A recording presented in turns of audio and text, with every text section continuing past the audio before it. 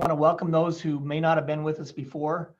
This is the final day of our August Zoom educational sessions. And we're also live streaming this on Facebook Live. That's where a lot of our, well, largest portion of our audience is on Facebook Live. So we welcome those that are participating that way too. We have this is our second presenter, and we're privileged to have Mr. Tom Howard with us.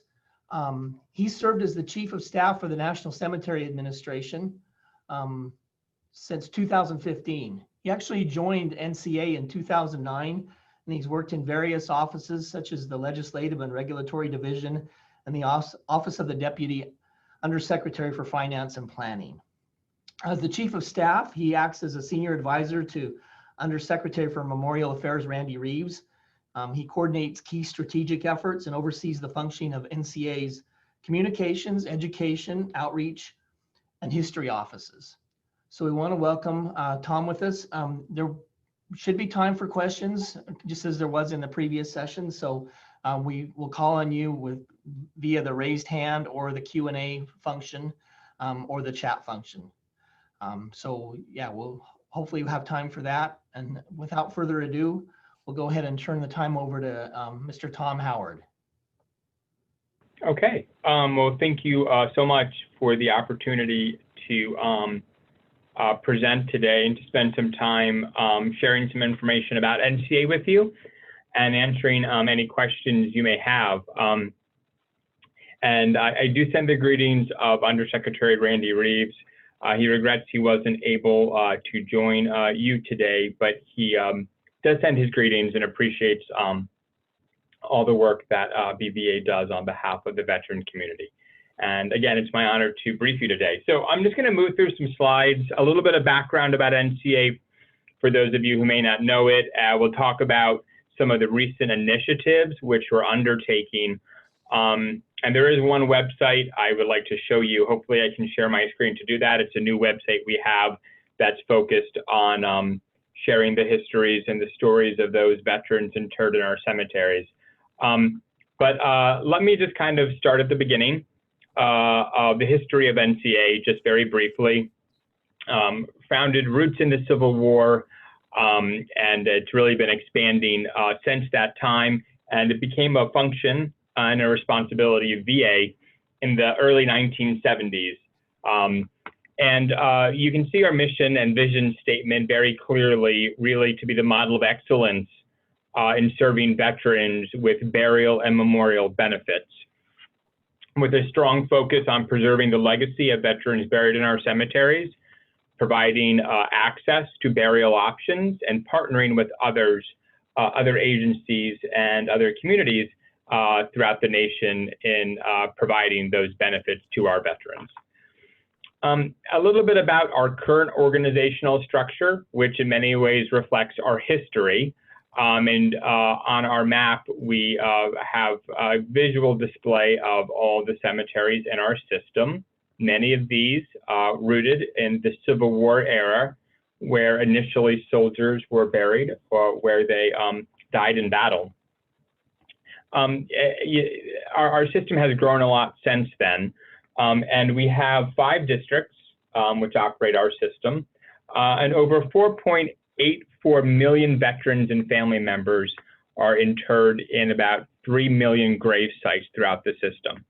And that results in about 9,200 developed acres that are managed and kept to those shrine standards, which one would expect when they enter a national cemetery of well-maintained turf, white upright headstones, or flat markers.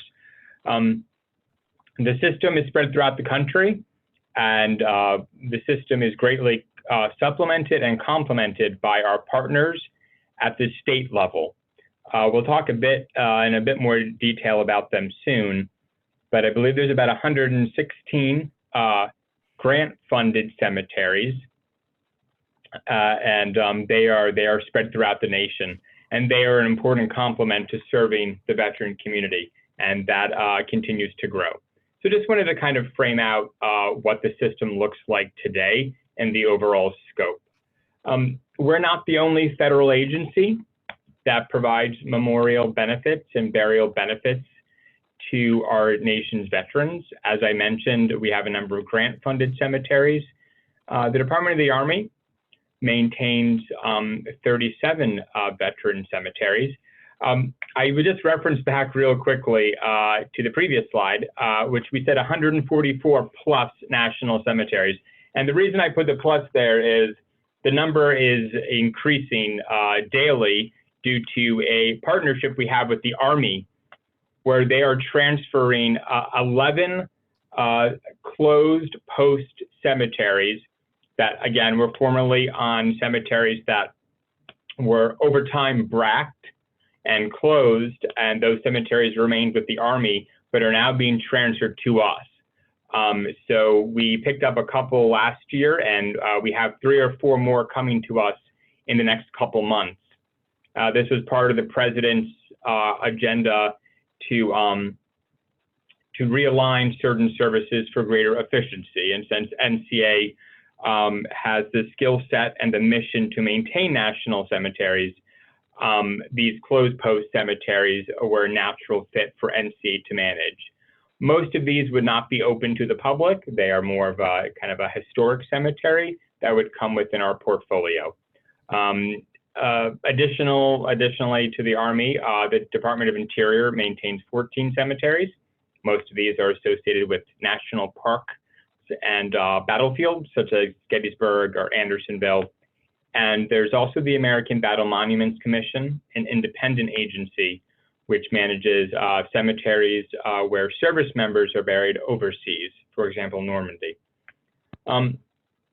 Let's talk a bit about the composition of NCA's system and who really gets the work done day in and day out at our cemeteries to deliver the service to veterans and their families. Overall, we have about 2,000 team members on staff, and about 1,700 of those are out in the field. And about 77% of those team members are veterans. And we really attribute the fact that our team members are veterans is closely tied to, is closely tied to our high customer service rating.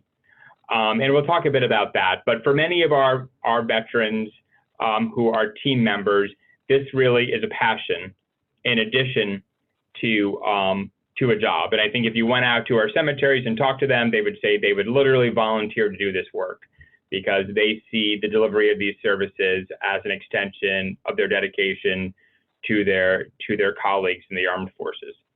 About 49.1% of our employees of those who are veterans are disabled veterans, 38% are service connected, and about 9 to 10% are female veterans. We also have a very high rate of provision of contracts to service disabled veteran firms. And many of our contracts involve the mowing and cutting of grass, cleaning of headstones, etc. As I mentioned, I think it's due to the commitment and passion of our employees, of whom about 77% are veterans, which really allow us to achieve what I think is most likely our most notable commitment, which is to customer service. And we have an extensive culture of customer service at NCA, which really has resulted in pretty spectacular results that are earned by our team members. And most recently in 2019, NCA for the 7th consecutive time attained the highest score of any participating entity in the American Customer Satisfaction Index. And this is the only cross-cutting measure of customer satisfaction in the United States. And just to give you kind of relative context, this compares us to major industries such as Google, FedEx, Lexus. So we take this very seriously. Our undersecretary likes to oftentimes say that we only have one chance to get it right on the day of interment, which is oftentimes one of the hardest days in the life of those survivors. So the commitment is personal, and it translates into, I think, professional success due to that personal commitment. And it's very clearly evidenced by such high scores as these. So something we're very proud of, and something we spend a lot of time and resources on maintaining and ensuring that it continues. A little bit about the delivery of those services across the system. I want to kind of give you a sense as to the largest national cemeteries. Many provide extensive number of interments each year. Our most active being Riverside, California, serving the greater LA area. And just for a relative comparison, Arlington National Cemetery inters about 7,000 individuals annually. So you see Riverside about 8,000. You also see a significant amount of cremated remains, which are interred as a proportion of the total number of interments. Increasingly, we find that veterans and families are choosing the cremation option. So we do provide both in-ground cremated spots and also columbarium spots, which are structures that would hold cremated remains in many of our national cemeteries. And that really reflects private sector trend towards cremation, which initially started on the West Coast, but again, we have seen spread really system-wide throughout NCA. Our services extend beyond interment, however, or interment in a national cemetery, where we had about 134,000 interments last year. We also, our grant-funded cemeteries provided about 40,000 interments in their 116 cemeteries. While interment certainly is an important part of what we do, quantitatively, it's actually not our most popular benefit. There are two other benefits which far surpass the number of interments we provide annually. The first is what we would kind of categorize as our headstones, markers, and medallions. And I will talk about those a bit more in a moment, but we provide over 345,000 of those each year. Those mark the graves of veterans in national and grant-funded cemeteries, but they also mark the graves of veterans buried anywhere in the world. So the majority of those markers go to private cemeteries, religious cemeteries, family graveyards, in order to recognize the service of a veteran, regardless of where he or she is buried. The most popular benefit, though, is what we call the Presidential Memorial Certificate. This is an embossed 8x12 certificate signed by the current president, which recognizes the honorable service of a deceased veteran. And family members can order those, and they can order more than one to share with loved ones, friends, and family.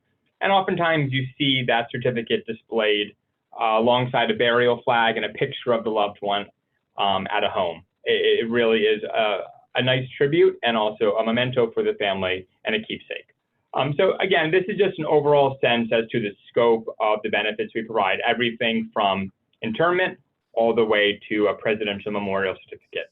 A little bit about the eligibility associated with these benefits. You see, or you are aware of some of the benefits, some of the conditions under which individuals are eligible for burial in a national cemetery. Any veteran who dies on active duty or was discharged under qualifying conditions other than dishonorable, and National Guard members and reservists with at least 20 years of qualifying service, basically retired. Spouses, dependent children, and certain parents are also eligible for burial. We have a centralized system for both scheduling and establishing eligibility based out of St. Louis. It's called our National Cemetery Scheduling Office. It's open 7 days a week, 362 days a year. And that's really a centralized way to more easily process these requests.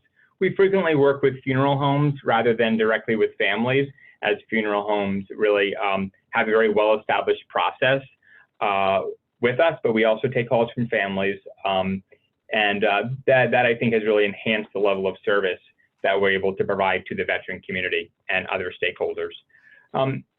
Speaking of enhancing our level of service to the veteran community, a number of years ago, we launched what we call the pre-need eligibility process. We really launched this process to provide peace of mind to veterans and their families prior to time of death. Previously, we were not able to establish eligibility for any of our benefits until the veteran or the individual passed away, and at which time we advised the next of kin to make sure the paperwork was in order and to contact us. What we established in 2016 was pre-need, which would allow the veteran to apply in advance for the benefit. There's still some final eligibility verification which has to occur at the time of need or time of death. However, this allows the family and the veteran a certain degree of peace of mind knowing he or she is eligible for these benefits, and they can make final arrangements in advance. And this is, again, something that the private sector has focused on for a number of years, pre-planning, but we wanted to be able to reflect that level of customer service from NCA with the veteran community. And it's been a relatively popular process which the veteran community has undertaken, something that we've promoted through a number of outreach efforts and increasingly find the veteran community has an interest in. Let's talk a bit about the benefits I mentioned that we provide, and I'm just going to pick a couple of the benefits to focus on. We provide the traditional upright headstone, the white upright headstone, the kind of the iconic look. Those are the ones that are typically used in national cemeteries, but they're also provided for private cemeteries too. We provide niche covers for columbarium walls, which would contain cremated remains. We also provide stones that we call in memory of stones.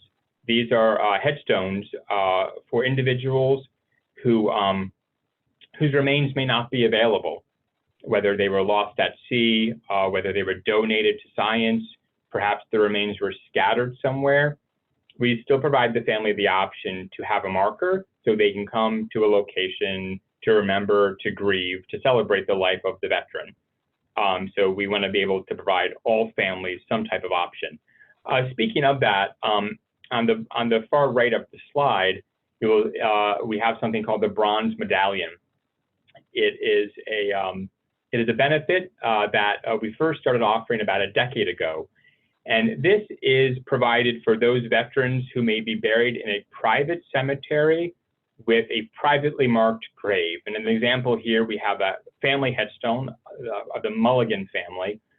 And rather than provide a government-issued headstone, since the grave's already marked, we're able to provide a medallion.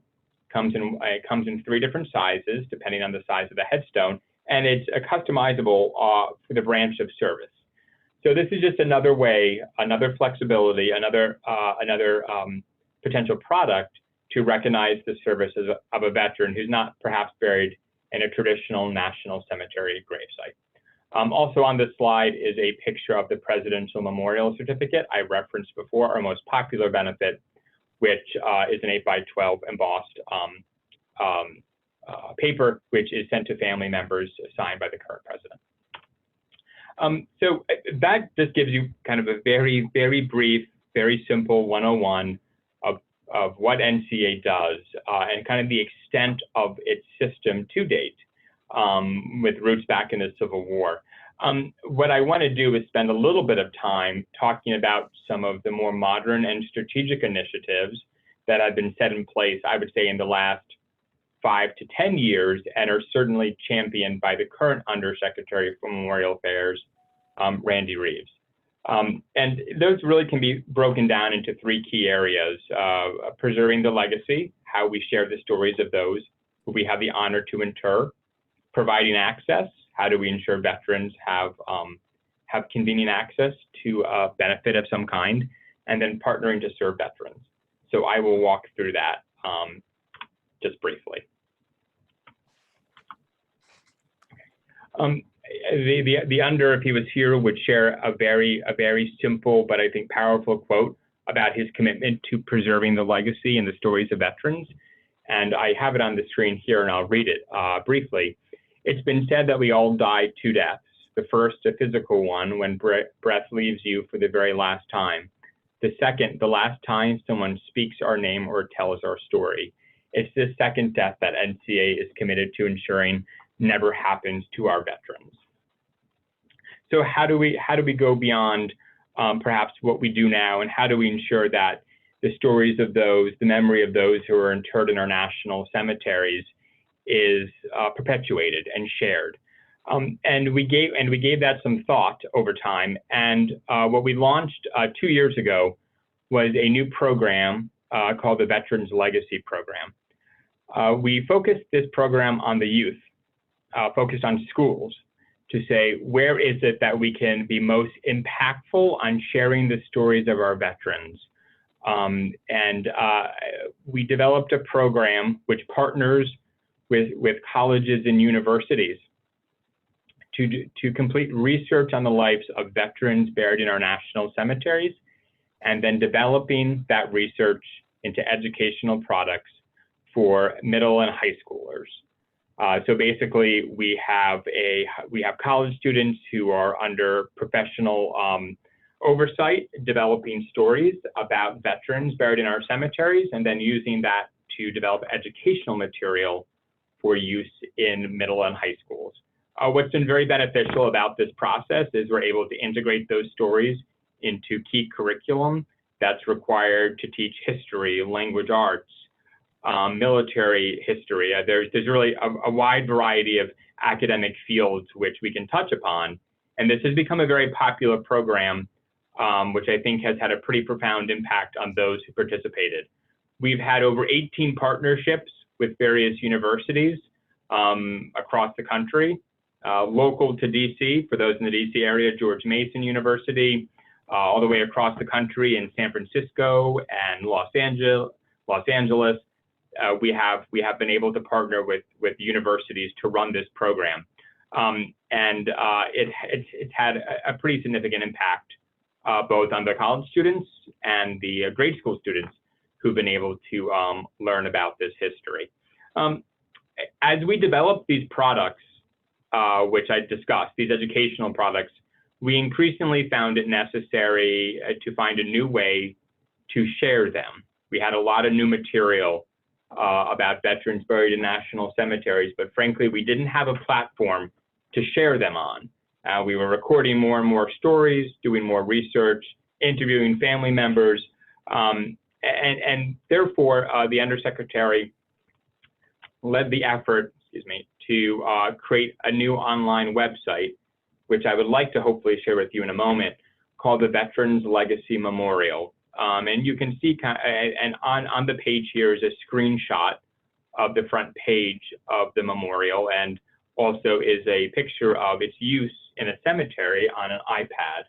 And what this memorial allows you to do is look up the record of any veteran interred in a national cemetery and learn some basic information about them. What I wanted to do was to show you an active page. And let me make sure, just bear with me for a moment. I believe I have opened a page that shows you the entry for Lillian Mary Keel. She is one of 3.7 million veterans interred in our national cemeteries. And just like one of those 3.7 million veterans, she has a page on our Veterans Legacy Memorial. Like all the other veterans, she has some of the basic information from her burial record that's displayed on this page. And you will notice that she has a relatively significant history, and students who have researched some of her story have uploaded photos of her from her time of service. And it just gives you an example of the possibilities associated with what we call the VLM, the Veterans Legacy Memorial. And I just clicked back on the main page, and every day we provide the burial records for veterans who were buried the previous few days. And again, this is an iterative process, whereas as more students complete research, we would upload more information about these veterans. And we also allow the public to post brief tributes on their page, thanking them for their service. And we launched that on Memorial Day 2020. So that has been a new feature, and I would encourage those of you who are interested to learn more about what we call the Veterans Legacy Memorial, the VLM. I want to shift a little bit from preserving the legacy, which is one of the 3 key aspects of the Undersecretary's commitment to veterans, to providing access and choosing VA. Because while NCA may have its roots in the Civil War, it is still growing significantly. And I just am demonstrating a slide right now to show you the continued growth of NCA. And we really are growing in 3 distinct waves or sectors right now. First, we are opening 5, or have opened 5 new full-service national cemeteries across the country to provide portions of the country with large pockets of unserved veterans a national cemetery burial option. So we are about to open a new national cemetery in Western New York between Buffalo and Rochester, which will serve an estimated approximately 80,000 unserved veterans. We opened 2 full-service, about 250-acre national cemeteries in Florida, in Cape Canaveral and Tallahassee. We opened 1 in Omaha and opened 1 outside Denver in the Pikes Peak area. Those are the classic 250-acre national cemeteries, which serve a large unserved veteran population. But we also recognize there's other pockets of unserved veterans which we need to focus on. So we have 2 distinctive initiatives that are underway to serve those. The first is called our urban initiatives, where we are building columbarium-only national cemeteries in urban settings to serve the veteran communities in those cities. We found that in certain cities, while veterans technically lived within about 70 to 80 miles of a national cemetery, they had a very hard time getting to it due to transportation issues, that it would take 2 hours to drive from downtown New York City to Long Island. Therefore, we found land closer to the urban core and developed columbariums.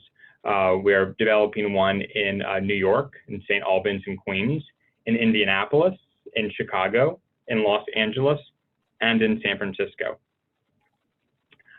So those will be rolled out in the next few years to serve the urban population. Lastly, but certainly not least, is serving the rural veteran community, where we recognize there are smaller pockets of unserved veterans. While they may not be in need of a full-service 250-acre cemetery, we do need to find a way to appropriately serve them. So our rural veteran cemeteries are much smaller footprint cemeteries of about 5 acres, which will provide service to the veteran community in those rural locations. Next week, we're dedicating one of these in Acadia, Maine. Last week, we dedicated one in Rhinelander, Wisconsin, and we have an existing cemetery in Fargo, North Dakota, and other cemeteries will come online as part of this initiative throughout 5 other rural states in the next few years. So again, when combined, approximately 18 new facilities will help us achieve our goal of serving 95% of the veteran community with a convenient burial option within 75 miles of their home. And what I'm displaying on the screen right now is simply an accounting of our move towards that goal of 95% of all veterans having a burial option within 75 miles of their home. Our surveys have shown that families are generally willing to drive about 75 miles to a cemetery, finding that to be convenient or reasonable access. So that has been our set policy. We're currently at about 93.28. So we're closing in on that goal with some of those new facilities. But part of achieving that goal isn't just what NCA is building. A large part of achieving that goal is what our state partners are building. And the slide I just pulled up gives you a little sense as to the scope of that program, which we call VCGP, the Veteran Cemetery Grants Program. It's about 40 years old and has really provided almost $900 million in grants to states to build veteran cemeteries, of which each year about 40,000 veterans are interred. I'd also note that in about 10 years ago, Congress provided us additional authority to provide these grants to tribal organizations. And we have 13 tribal veteran cemeteries in operation right now. And they provide services just like our state and national cemeteries do. They do provide some additional cultural accommodations to reflect the needs and preferences of their specific tribal communities. But all cemeteries, whether national, state, or tribal, are held to the same standards, national shrine standards. And we provide resources and instruction to states and tribes on how to achieve that goal. So I do have a short video, but I'm thinking maybe it may be best to pivot to some questions. And Jim, I can always provide the presentation to you all, and you can share the video later. It's about a 6-minute overview of what we accomplished last year at NCA. But at this point, I think I'd rather just take questions and have a conversation with anybody about anything they heard about or that they would like to hear about. Okay, thank you, Tom. Sure. The first question is, what's the requirement for a parent to be buried in a cemetery? Sure. Well, we have a relatively narrow law which allows us to inter parents, and the name of the law is the Corey-Shea SHEA law, passed about 10 years ago. And this allows the parents of individuals killed in action who have no children and no spouses to be interred in a national cemetery with their fallen child. So again, it's a relatively narrow rule. And other than that, to my knowledge, those would be the only parents who would be eligible for burial in a national cemetery. I would say that if any of your members have any specific kind of cases they're interested in, I can always email them or kind of chat with them to give any more specificity to an individual case. Okay, great. And also I'm really pleased to see the pre-need program, because there's this big rush of once a veteran passes to look for the documents, and as you know, there can be delays. And so, did you say that was for all NCA benefits? No, so currently that applies to our benefit of burial in a national cemetery. Okay. It does not at this point apply to if you'd like to submit an application for a headstone or marker in advance. However, we are looking into how we would provide that and some other benefits in the near future. But right now it's limited to application for national cemetery burial, correct? Okay. Yeah, my grandfather was a World War II vet. He passed away back in 2003, and there was a delay in obtaining his records from the RO. So I wound up downloading a copy of the PMC off the website, and I changed it. I put his name on it using Microsoft Paint, and then I printed it on glossy paper, went to Michael's, got it framed, and then I presented it to him along with the Navy flag, or the U.S. flag from the Navy. I presented it to my grandmother.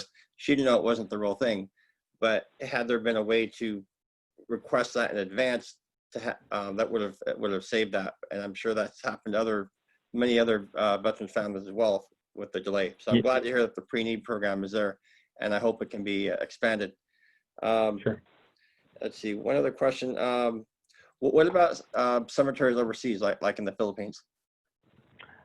Sure. Well, our jurisdiction is limited to just the operations of cemeteries domestically. The American Battle Monuments Commission, which I referenced in, I think, the third slide, does manage 2 cemeteries in the Philippines.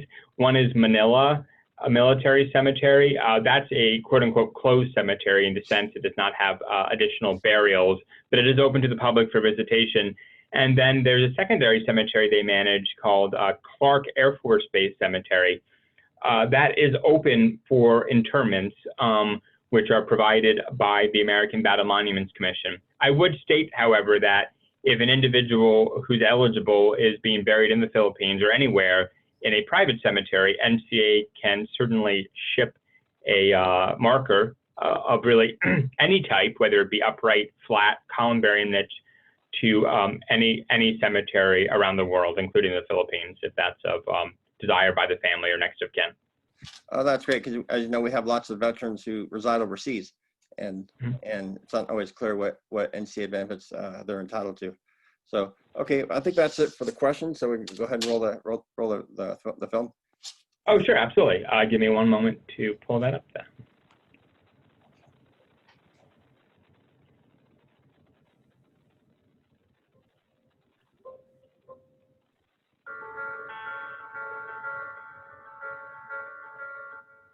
As the Undersecretary of World Affairs, I am beyond proud of the accomplishments of our National Cemetery Administration. That leaves us. Hold on one moment. Let me be sure I have it. Okay.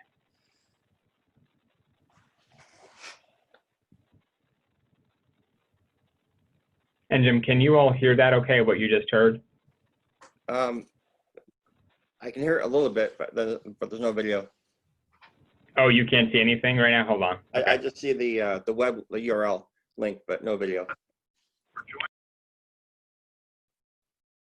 Okay, yeah, I'm seeing it on my screen, so maybe it's a issue with sharing it. You don't see anything. You don't see anything right now. No, I see a white screen with the address with the URL. Yeah, I'm not sure if Zoom has some issue with sharing. I'm seeing it on my screen as a video on YouTube rather than a URL. So I may need to then just send it to you all and have you watch it. I'm just not sure exactly how to get around that. Okay. Sorry about that. I mean, No I will share it with you, and it's embedded in the presentation, which I can send to you after this if you'd like to share with your participants. Okay.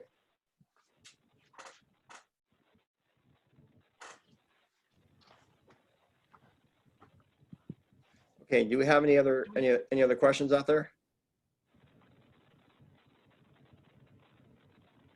Oh, Tracy Farrow has his hand raised. Can somebody, Tracy, can you go ahead and unmute yourself?